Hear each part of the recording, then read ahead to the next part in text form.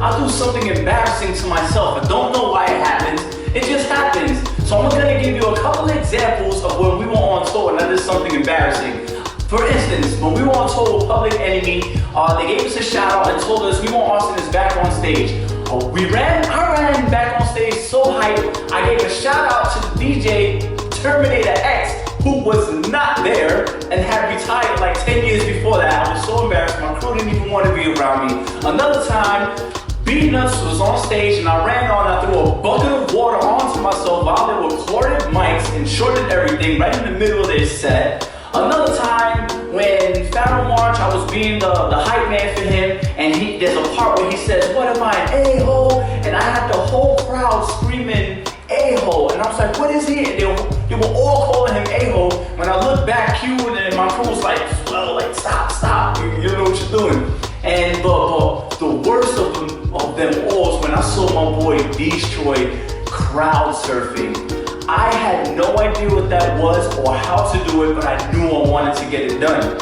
So he's crowd surfing. I said, I gotta do that. I have to do it. But I didn't want to do it the same day that he did it, so I waited for like another day, like on my birthday. I don't even remember what country we were in, but I know that I was embarrassed.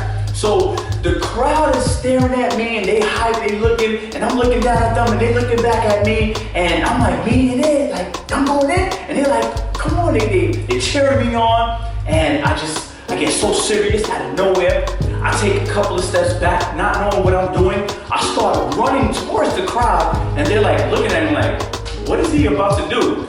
I run towards the crowd, I do a flip in the air, and as I am in the air, the crowd just looks and stands aside, and I landed right on my face and slid across the room.